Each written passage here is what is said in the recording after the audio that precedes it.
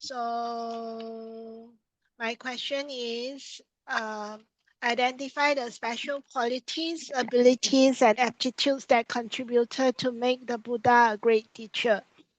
So I first divided into three introduction first. So the Buddha was a historic person. He was self-awakened. Without the Buddha's self-awakening to the nature of Dhamma and propagations of his teachings, we the Buddhists, without the S, we the Buddhists would not have the opportunity to learn the great teaching and embark on our spiritual journey. The Buddha's greatness as a teacher stems from a unique combination of profound wisdom, boundless compassion, and highly effective teaching skills. He did not simply transmit the knowledge, but acted as a guide who tailors his teachings to each individual's capacity, inspiring them to walk their own path to enlightenment. In his own words, the Buddha declared that he was not an ordinary human being who is subject to human frailties, taints, and defilements. The Buddha was recognized as an extraordinary human being, a great teacher who possessed of super qualities, abilities, and aptitudes. So then I divided into the qualities, abilities, and aptitudes separately lah. So the Buddha's 9 qualities are arahang, uh, sama sambuddha, vijacharana sampanno, sugato, lokavidu, anuttaro purisa dhamma sarati, satta deva manusanang, Buddha Bhagawa. This one I copied from book 1. Okay, next.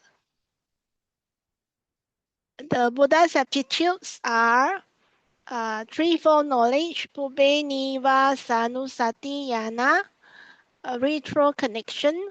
Second one is Chutu Papata, the knowledge of passing away and reappearing of others. The C is Asawa Kaya Yana, knowledge regarding to the total eradication of passions. The second part is Chala Mina, which is the sixth super knowledge, consists of the first three, and then number D is Edi Vida Yana, number E is Tiba Sota Yana, number F is Cheto Pariya Yana. So the third one is Dasa Bala, the 10 powers, consists of the three above, then Tana Kosala Yana, Kama Vipaka Yana, Sabbata Gamini Patipana Yana, Aneka Datu Yana. Then Yana Di Mutika Yana, Indriya Paro Pariyata Yana, Samapatin Sankilesang Vudanang Yana, Pubeni Vasani Sanusati Yana, Chutu Papata Yana, and Asawa Kaya Yana. Number 4 is Chatu Vesa Raja, fourfold self-confidence. Sabba Dhamma Hi Sam Bodhi, Sabba Sawakaya Yana, Antara Yaka Dhammanang, Yata Bhuta Nichita Yakarana Vesa Raja, Sabba Sampadi Gamaya Desa Gika Patipada Tata Bhuta Vesa Raja. So these are the just now that one is the abilities. Actually, I checked dictionary abilities and aptitudes. The difference abilities are the skills that can be trained. Aptitudes are inborn. That means what you have, the potentials. So the Buddha's aptitudes are these are the aptitudes. Okay, next. Uh, eh, sorry. Earlier. This one I say the did I salah or not? Aptitude. Okay, aptitude according to the dictionary is an inborn ability. That means it's not learned one. Abilities are learned. So aptitudes I finish already. Then go to the abilities. Sorry, Sister Khan. Okay, the Buddha's abilities. The Buddha abilities are Buddha as a teacher. Buddha has the ability to penetrate the mind of listeners, of whom many meeting the Buddha for the first time. Then he was able to modulate the team to suit their individual level of understanding. Second, the Buddha's persuasive acumen was sharp and appealing that many arrogant disputants were convinced and became the most faithful followers. C. Skillful teaching methodology. Buddha organized the discourses with meticulous care. The opening statements in discourses are particularly striking. Buddha resorted to use of similes, analogues, and illustration profusely, and all of them were day-to-day life examples familiar to the listeners. The Buddha had elaborated at length many themes with reputation for better understanding of his listeners. The Buddha listened to dissenting views with patience and controverted them when necessary without ridiculing them. Then Buddha answered all relevant questions and remained discreetly silent when questions were irrelevant or merely speculative. The Buddha was versatile in converting any situation to an occasion for teaching. Sorry, a typo. So, second ability of Buddha is as a social reformer. The Buddha deliberately directed considerable attention to uplift the ethical standards of society, reduce the evils of inequalities, discriminations, and repressions that plague the society. The Buddha renounced the caste system. The Buddha elevated the women's position in the society. He saw the innate potential of women to play a dynamic role as a character builders for the young generation. The Buddha sought to bring women out of seclusion to which they were confined by the weight of Brahmanic conservatism. The third ability is the Buddha as a religious philosopher. In a society with thus divergent religious ideologies, the Buddha adopted the attitude of tolerance and equanimity towards others. Comment on the Buddha himself, his teachings, and other either in denunciation or commendation.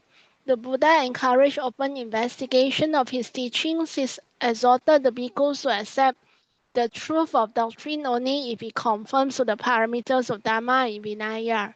The Buddha played a role as a conciliator of political disputes, pacifiers of wars, a promoter of conjugal harmony, equalizer and social disparities, and a sedator of social turmoil. So, in conclusion, with the great qualities, abilities, and aptitudes, the Buddha was able to propagate the knowledge and wisdom that he had himself discovered. In his 45 years of teaching, he established a system of religious philosophy which came to be recognized as Buddhism, which is observed in many parts of the world. The world would not be the same without the great man known as the Buddha. Okay, finish. Sorry, I typo error a lot because I used the I didn't double check after using the spelling check, but I see a lot of typo error. Okay, anybody put anything? This is acceptable. This one Mayman copy from the books. But the 9 qualities you can recall during exam or not? That one can, but the following year lucky cannot because that one you study from year 1 until now. The rest are new. And that one lucky susah. And then there's a problem. You can measure up to recall all those things, will be good. But if not, then those things unnecessary you have to take out. Oh, okay. That means the 9 qualities are see how much you can remember. Okay. Okay, during the exam, it's up to you. Okay. Let me see whether I have for this. Actually, the 9 quality is easier because we have in our memory. But then the knowledge is a bit difficult because it's something new. So I think Yeah, that's why. But then maybe as Brother Lau say that one you already study year 1 already, so you write also no use. No. I think you carry this because it's part of the question. Oh, okay. Because you can emphasize the qualities or you emphasize the ability. Okay, see my one, I think I did something. Okay, I share with you all. I think somewhere around here, right? The qualities of Buddha. So you can talk about his what? Profound compassion, karuna, right? You can also talk about the wisdom, the panna. And you already say his skill in communication, upaya. And Buddha also had patience and tolerance. Okay? And then very important thing, Buddha has a clarity and systematic way of teaching. Okay, so whoever encounter Buddha, no problem. Buddha, whatever standard he can put across to you, easily understand and then realize.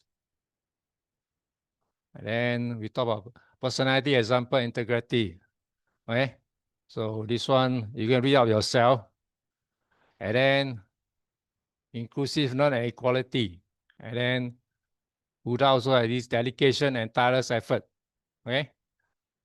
And Buddha is able to inspire and transform, right? So with these 9, you go and digest it and put across to your whatever you have now. So it will help Actually, you to Brother also. Lau, no need to say so many things about 10 powers, whatever. I think follow yours also easier. No need to remember Whatever. all the knowledges. You can No put need in to write all the everything. knowledges, all the 10 powers, all the payavad. We can integrate all the Ah, knowledge into each point. Cannot remember. I think Brother Lau's one easier.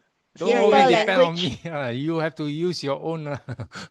So just use and integrate into it, then it will be good for you. And exam is another thing. How much is That's remembering why I word? say the exam one, the knowledges all so susah to remember. This one quite easy lah, can write. Okay lah, I share with you all, then you all go and digest yourself. I know I go through. Okay. Okay, thank you. Okay, so I'll start with the presentation for question 2. Under YMBA Diploma Dhamma Assignment 5. So the question 2 is discuss the role of the Buddha as a social reformer. So from introduction, so in the ancient India, or 2,600 years back, during the Buddha's time, the societies, especially the Sakyan societies, were mainly agricultural, traditional, and bound by various customary and traditional practices. The then Bodhisattva Saka was born into a Kshatriya or warrior caste, the second highest caste. And the communities or societies were then divided into castes and based on their birth. Generally, there are 4 major castes, each with finer divisions. People of one caste were not allowed to move from one caste to another. Intermarriage between castes were few and seriously discriminated by communities and society. However, during the Buddha's time, there were already a few popular groups of ascetics and thinkers who challenged this belief, the Brahmanical belief and practices, and instead they practiced their own beliefs and teachings. And they also managed to receive acceptance and support from certain communities and even rulers.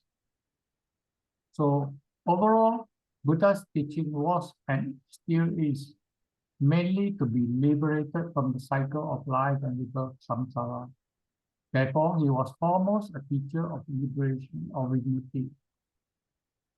However, he too taught about mundane personal life, family life, and community living, and what conduces to such states.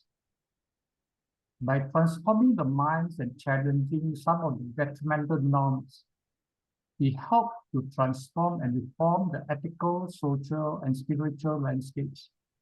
So in this assignment, we shall focus on Buddha's influence and his teaching that influence and had strong impact on the individual, social, community, and nation-building aspects.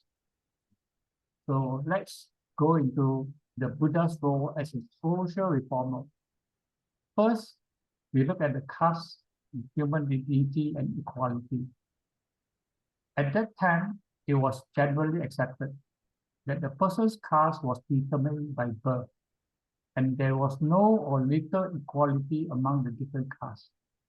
Each caste, its position, occupation, and status within a society was clearly and specifically designated. Neither were there rights or equality for the women. Women were relegated into houseworks, bear children to carry all the traditions and family lineage. So women had no say of authority in the community. And Buddha, through his actions, lead the way, showing by examples. Firstly, by admitting and accepting, as well as teaching and guiding all kinds of teachable people, irrespective of their caste, their prior beliefs, their skin, or their locality, or even the gender, etc. And on top of that, the Buddha accept them into the Sangha orders if they so wish. They include marginalized people, for example, slaves and outcasts, courtesans and murderers, poor and with disabilities, among others. Thus, his actions normalize equality and merit-based. This was a challenge or a very different mode compared to the society then during Buddha's time. So the second part of it is the human quality based on deed rather than birth. So Buddha emphasized the importance of ethical and moral actions that were beneficial to oneself and others through his karma vipaka teaching. For example, in Sutta Nipata 1.6, the Vasala Sutta, Buddha refined or redefined the term outcast, not by birth, but by one's actions or deeds. In Majjhima Nikaya 98, Vaseta Sutta, he redefined the term Brahmin as one who had given up unwholesome actions, cultivate wholesomeness, and had wisdom and knew his own attainment. That means from a lower level, that is, someone who has given up unwholesome actions can also be classified as Brahmin. Better still if he has cultivated wholesomeness. That means he practiced good things, beneficial things to himself and to others. And better still, he has higher knowledge and he has so-called spiritual attainment. Similarly, in Anguttara Nikaya 6.63, Nibbedika Sutta, Buddha emphasized on the importance of one's intention, because deed is basically arise or on the basis of one's intentions. Without intention, there will be no action, no deed. So good birth was the result of past karma or past deeds. It provides good conditions for one to live. That means in that very life, and from there on, you can improve further. And with that good basis or good actions, it will propel them to a better future rebirth. But similarly, if one were to abuse or misuse those situations, one could deteriorate or fall into bad states and bad future rebirths. Thus, birth was not the final determinant of one's fate or life, because one has the option to act such that one could progress forward or backward, depending on the ethical values of the deeds and the mind states. So this actually broke the belief of fate or fatalism, and it empowered the individual to be responsible of their actions. So the third reform that Buddha played a very strong role is the uplift the women's status and their access to spiritual life. So in one sutta, Buddha told King Pasenadi that a daughter was as good and as important as a son, because a woman played key roles in educating and as well as character building for her children. So the formation on Bhikkhuni Sangha, Buddha actually opened up the full renunciation status to women. This broke the norm as well, and the perception that women were dirty and not allowed to be involved in spirituality during the period then. Though in Anguttara Nikaya 1.279 to 1.283, it was stated that women could not be a Sabhasabuddha, Chakra-raja, Sakha, Mara, and divinity. However, in Therigatha, there were ample proofs that women had attained the highest spirituality of arahantship. Furthermore, Buddha named Bhikkhuni Khema as the first Bhikkhuni chief disciple. That is one with the highest wisdom among the Bhikkhuni order, and is equivalent in rank and status to Bhikkhu Sariputta in the Bhikkhu order. Similarly, Buddha also named many other key Bhikkhuni disciples with respect to their special skills or excellence, similar to the Bhikkhu order.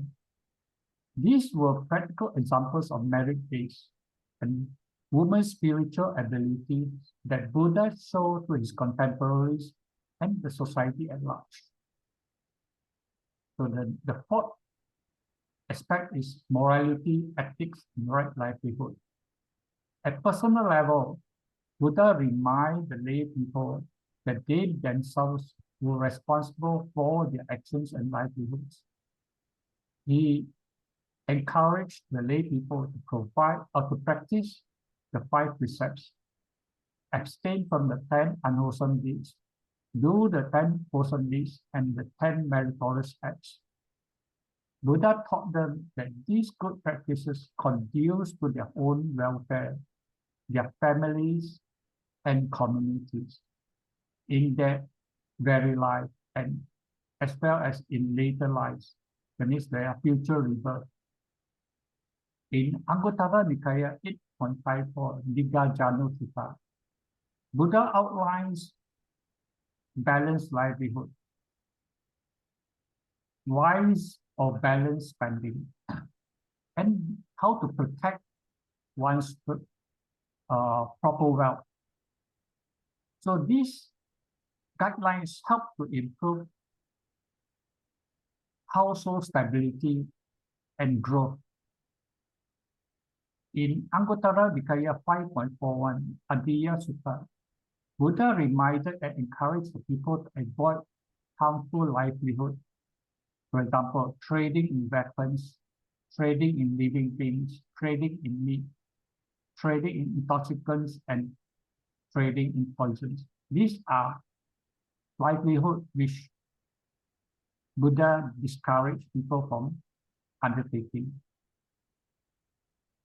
And from the spiritual aspects, these ethical conducts provide good conditions and foundations for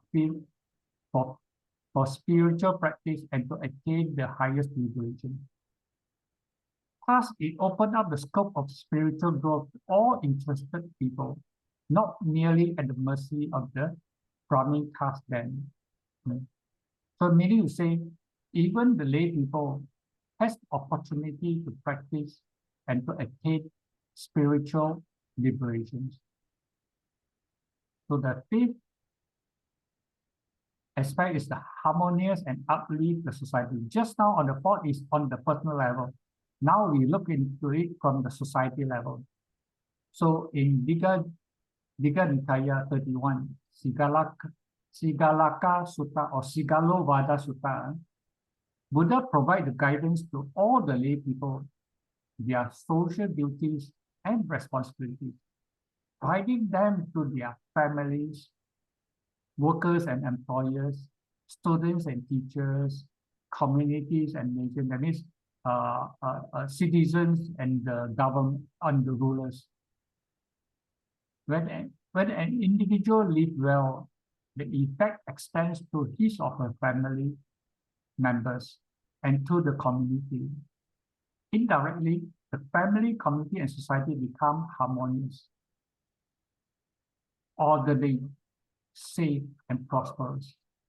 So this will bring much benefits and well-being to the members of the community and nations. So Buddha also promotes ahimsa, non-violence, or non-harming, both to the lay people through the precepts of non-killing and to the rulers with regards to all living beings. A few times Buddha personally obstruct or stop Kosala king from killing the second clan. I think finally at the third attempt, the Kosala king managed to did that. Buddha also managed to resolve the water dispute during a serious drought between two nations sharing the same waterway, and they were about to go to war against each other. In Digha Nikaya 26, Chakravarti Sihananda Sutta, Buddha linked social decline to poverty and unethical rules. So it prescribes just rule and welfare, fair distribution and protection of the vulnerable. And in Digha Nikaya 21, Sigalovada Sutta, rulers and public administrators had the reciprocal duty and responsibilities, including to provide social services and create social safety nets for the ill, the old, the handicapped, and the weak. Rulers ought to use legitimate moral persuasion and example, and not by force.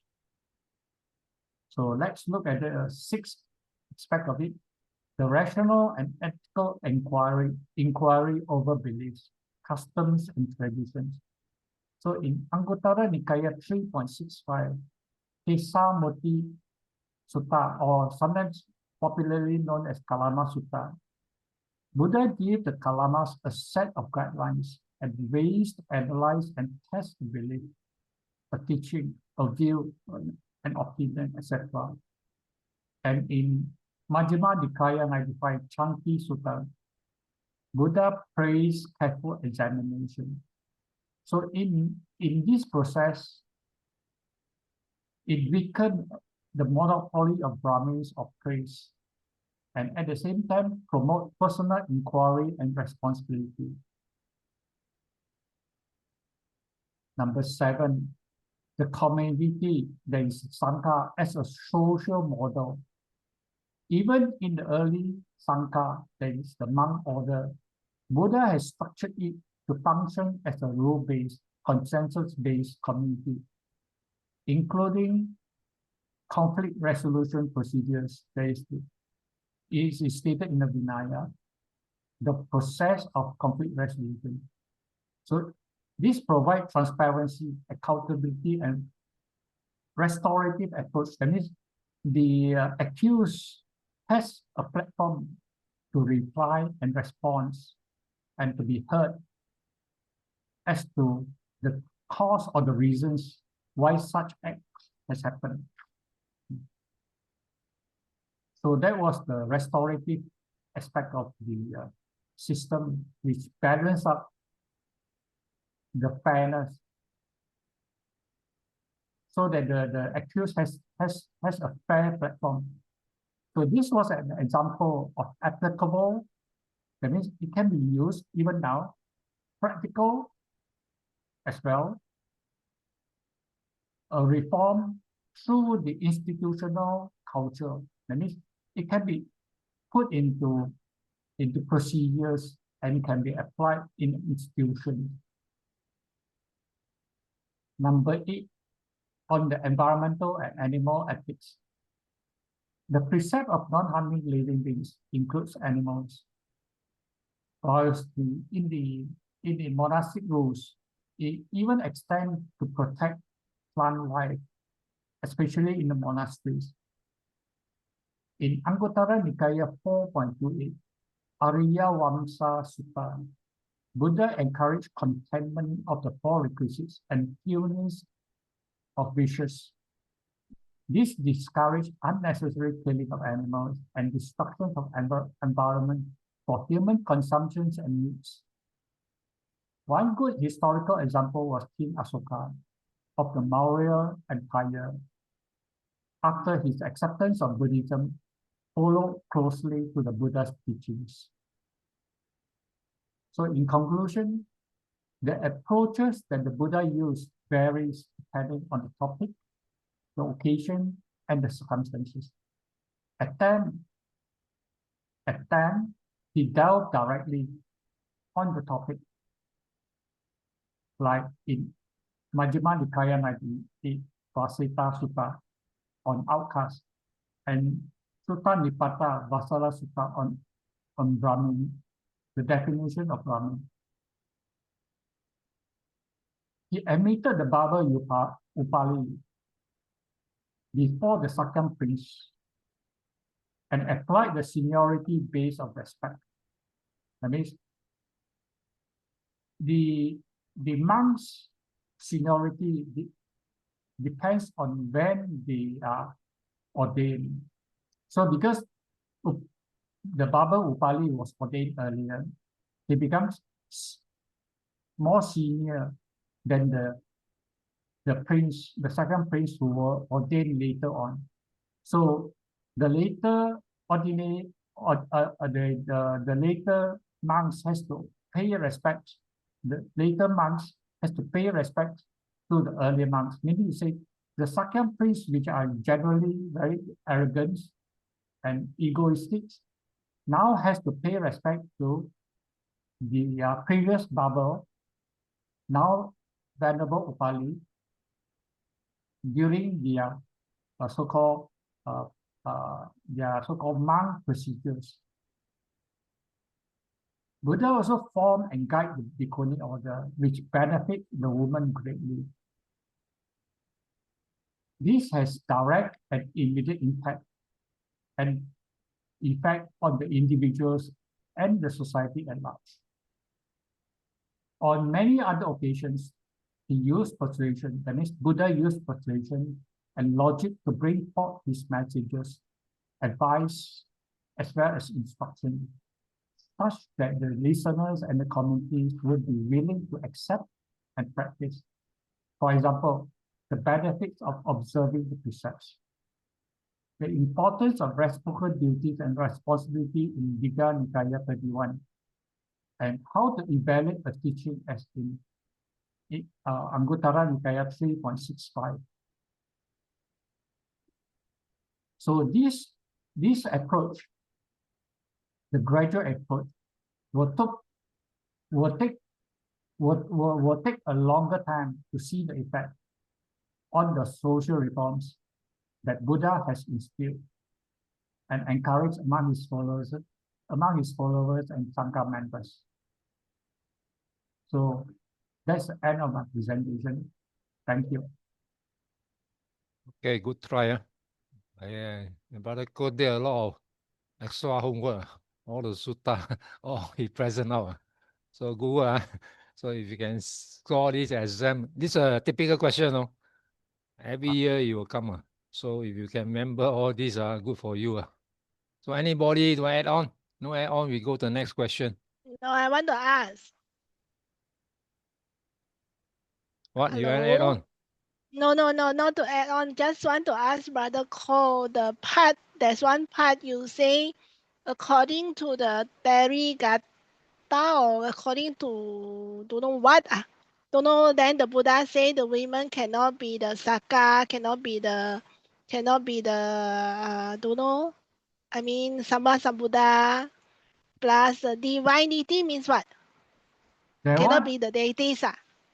I'm not too sure. I haven't got the time to check the Pali word. I'm not too sure whether it's Brahma or Deva. I think it should be Brahma.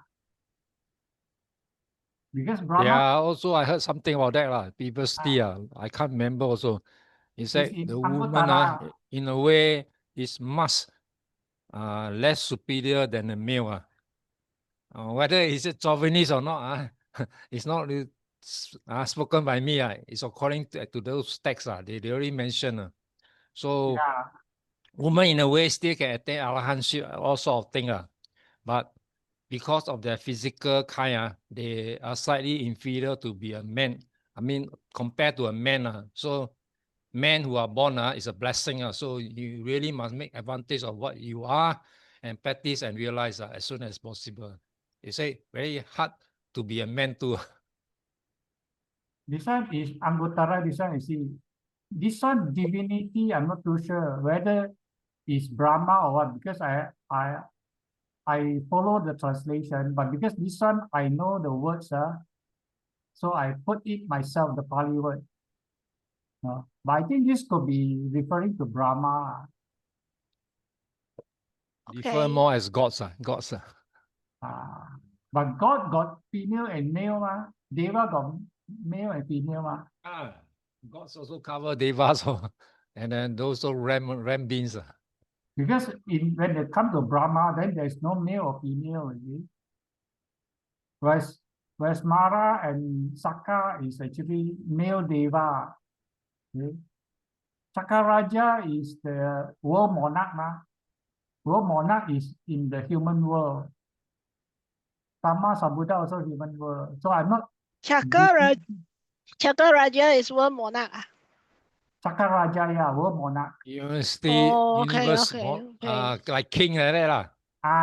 Like king, yes. So this one is in the Anguttara one. So it's a series of five sutta, but very short one. It's just thinking that these positions are that not attainable by women's status. As to what reason, there's no explanation. I can't remember. I studied a long time ago. I can't remember. You said the woman's status. That's why I say in man's status, you better practice when you're trying to become a man. According to my teacher, that's what I can remember. He said, man, you are born as a blessing, better practice. Rather than waste next life, you may not be a man again. No, but then in the Bodhisattva also, then it becomes another question is that there are people who say that, because of women, then they are like dirty and then they cannot be able to attain, you see. That is belong to the Brahmin. Brahmin. Okay. So there are opinions about this, so it may not be so conducive.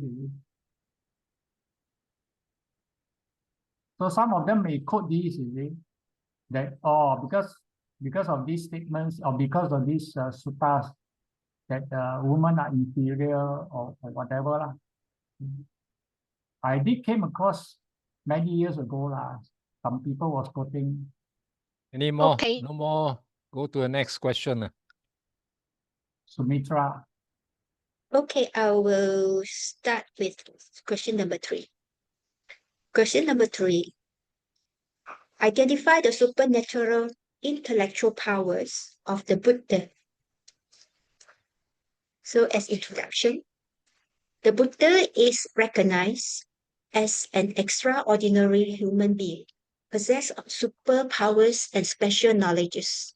He is honored and venerated by his disciples for his high ethical conduct, excellent and omniscient knowledge and visions.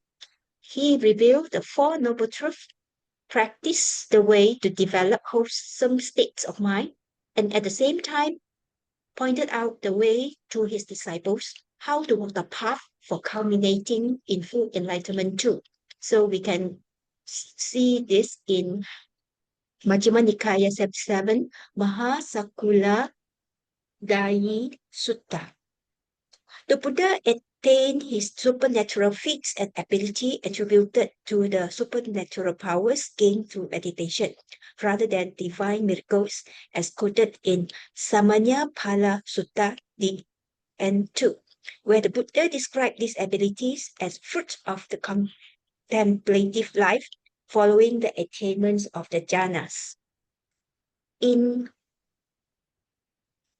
Tika Nikaya 2, Samanya Palasutta, it had listed the 6 higher knowledges, which includes the psychic powers, divine ears, knowing the other's mind, recollection of the past lives, knowledge of passing on and reappearance of beings with the divine eye, and the knowledge of the destruction of the taints.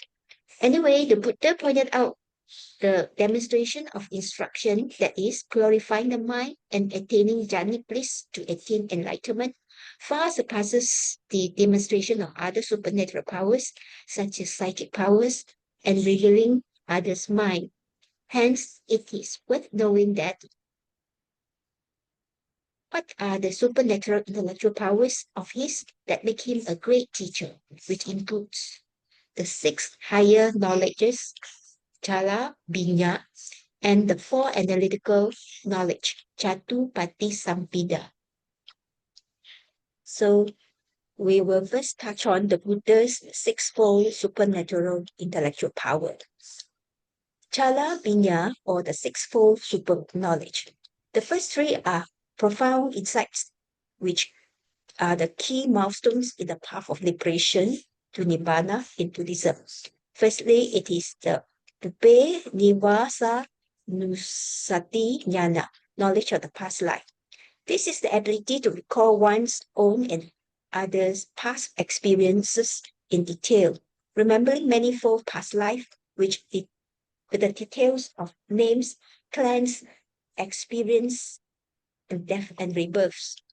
This knowledge arises through deep meditation inside Samadhi. It enabled the Buddha to understand and realize the 3 marks of existence, which is dukkha, anicca, and anatta, besides recalling the knowledge about the different walks of life in the mundane world. It enabled him to teach the causes of suffering and ways to its end with the appropriate examples of similes that might help one to be free from the endless rebirth in the samsaric world. Number 2, Jutu Papata Jnana, knowledge of the death and rebirth of beings. It is also called the divine eye, Dibba Chakku. This is the insight into how beings are reborn according to their karma actions.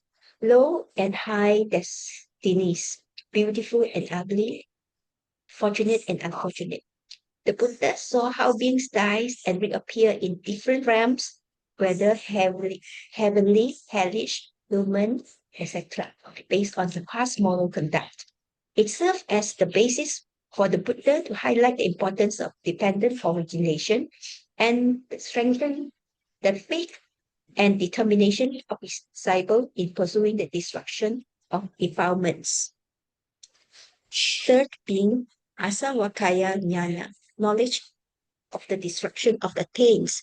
This is the direct realization of the Four Noble Truths leading to the destruction of the asavas, mental defilements, which includes sensual desires, becoming, ignorance, and wrong views. This is the main aim of the Buddha's teaching in order to help his disciple eradicate the cankers that bind them to the diluted mind states. Instead, purified mind with the right concentration help individual gain mindfulness, such as guarding their intention, abandoning the unskillful practices, and creating the wholesome karma. Through direct experience, one realized that the eradication of defilements perfected the holy life and leads to the end of sufferings and may bring about arhatship, liberation from the cycle of rebirth. In Majjhima Nikaya 2, Sabba Sutta. The Buddha had shared his knowledge with the monastic, the way and means to abandon all types of pains or defilement.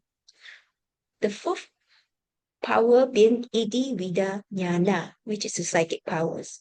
It refers to the ability to perform miracles, such as multiplying themselves and becoming one again, materializing and dematerializing, going unobstructed through a wall, rampant, or a mountain, as if through space, diving in and out of earth as if it were water, walking on water as if it were earth, flying cross-legged through the sky like a bird, touching and stroking with the hand the sun and the moon.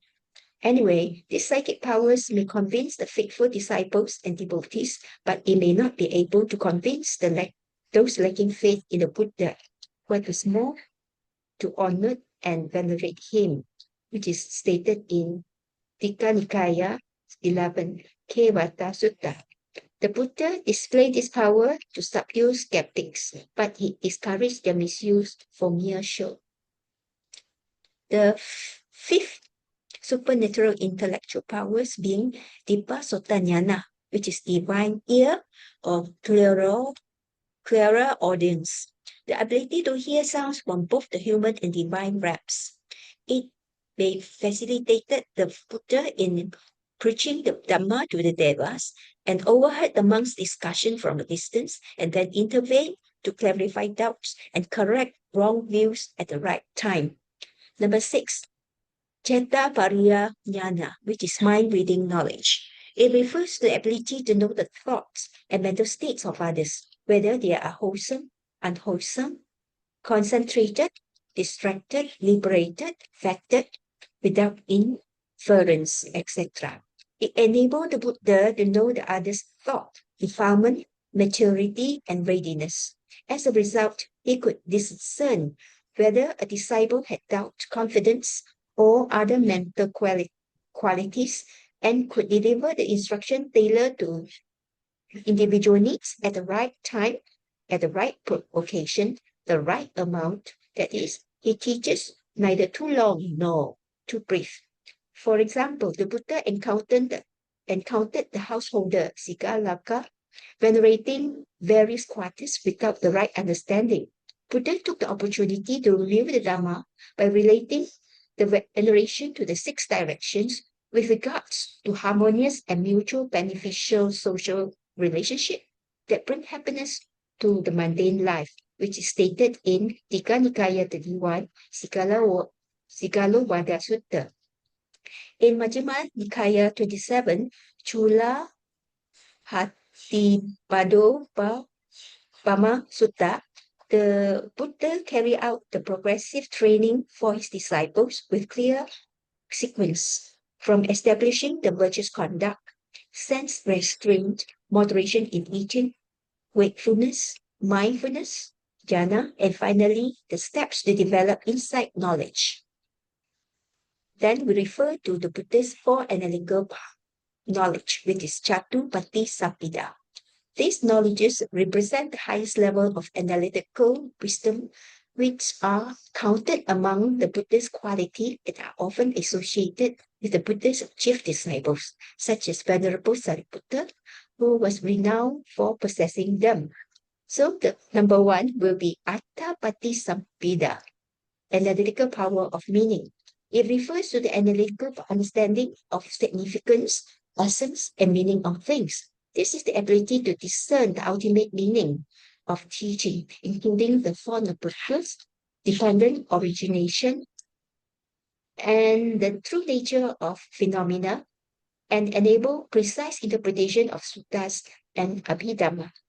The Buddha avoided metaphysical tickets that do not lead to depression. For example, in Majjhima Nikaya 63, Lama Lukya Sutta, the Buddha refused to Venerable Malukaya Buddha's request to discuss about the nature of the world.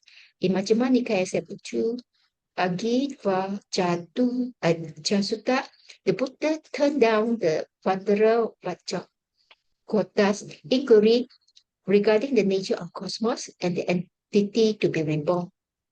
In Samyutta Nikaya 44.10, Ananda Sutta, where the Buddha told Venerable Ananda regarding that he did not let the Wanderer Vajragotta to continue with the quest whether the self survives because it will lead to more confusion rather than resolving the problem related to pragmatic approach of ending sufferings.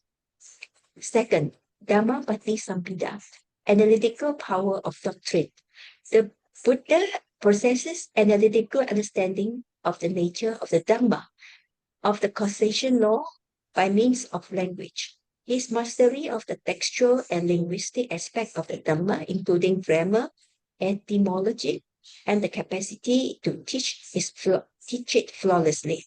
In Samyutta Nikaya 1.6, Parabhavata Sutta, the Buddha discloses the factors that leads to the downfall of man in general, while in Digha Nikaya 16, Mahaparinibbana Sutta, the Buddha discussed the signs of the decline of a nation when Brahmin Vasakara inquired about the possibility whereby King Ajatasattu of the Magadha might be able to conquer the Vajrayans.